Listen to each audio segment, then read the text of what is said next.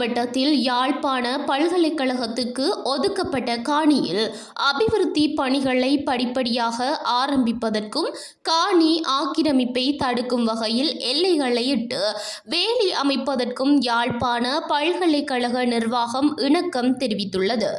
முல்லைத்தீவு மாவட்ட ஒருங்கிணைப்பு குழு கூட்டத்தில் முன்வைக்கப்பட்ட விடயத்துக்கு அமைவாக வடக்கு மாகாண கௌரவ ஆளுநர் என் வேதநாயகன் அவர்களின் தலைமையில் ஆளுநர் செயலகத்தில் நேற்று திங்கட்கிழமை 9ஆம் தேதி மாலை நடைபெற்ற விசேட கலந்துரையாடலிலேயே இத்தீர்மானம் எட்டப்பட்டது. கடந்த மாதம் 27ஆம் தேதி அன்று நடைபெற்ற முல்லைத்தீவு மாவட்ட ஒருங்கிணைப்பு குழு கூட்டத்தில் யாழ்ப்பாண பல்கலைக்கழகத்துக்கு ஒதுக்கப்பட்ட காணியில் நீண்ட காலமாக எவ்வித அபிவிருத்தி பணிகளும் முன்னெடுக்கப்படவில்லை எனவும் இதனால் அக்காணியை தனிநபர்கள் ஆக்கிரமிப்பதாகவும் குற்றச்சாட்டுகள் முன்வைக்கப்பட்டிருந்தன. இது தொடர்பில் ஆராய்ந்து உடனடி தீர்வு காண்பதற்காக ஆளுநர் தலைமையில் இக்கலந்துரையாடல் ஏற்பாடு செய்யப்பட்டிருந்தது.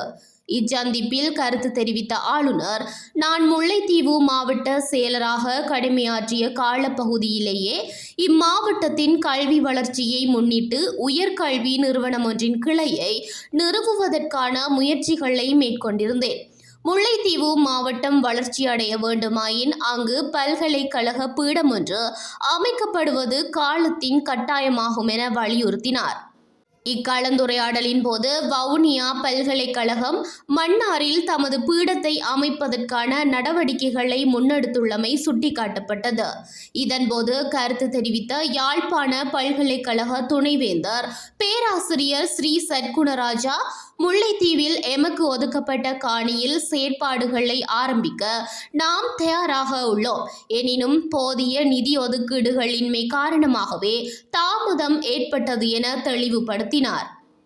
இதற்கு தீர்வாக முல்லைத்தீவு மாவட்டத்துக்கு ஒதுக்கப்பட்டுள்ள விசேட நிதி ஒதுக்கீட்டிலிருந்து பல்கலைக்கழகத்தின் ஆரம்ப கட்ட கட்டுமான பணிகளுக்காக ஒரு தொகுதி நிதியை வழங்குவதற்கான முன்மொழிவை சமர்ப்பிப்பதாக முல்லைத்தீவு மாவட்ட செயலாளர் உமா மகேஸ்வரன் இதன்போது உறுதியளித்தார். பல்கலைக்கழகத்துக்கு ஒதுக்கப்பட்ட 44 ஏக்கர் காணிக்குரிய எல்லைகளை உடனடியாக அளவீடு செய்து வேலி அமைப்பதற்கும் பணிகளை பல்கலைக்கழக நிர்வாகம் விரைவில் ஆரம்பிக்கும் என துணைவேந்தர் உறுதியளித்தார். வேலி அமைக்கப்பட்டதை தொடர்ந்து மாவட்ட செயலகம் வழங்கும் நிதி உதவியுடன் படிப்படியாக கட்டட நிர்மாண பணிகளை முன்னெடுக்க தீர்மானிக்கப்பட்டது. இக்கலந்துரையாடலில் யாழ்ப்பாண பல்கலைக்கழக துணைவேந்தர், பதிவாளர், வவுனியா பல்கலைக்கழகத்தின் துணைவேந்தர் சார்பில் பிரதிநிதிகள், முல்லைத்தீவு மாவட்ட செயலாளர், வடக்கு மாகாண காணி ஆணையாளர் உள்ளிட்ட உயர் அதிகாரிகள் என பலரும் கலந்து கொண்டனர்.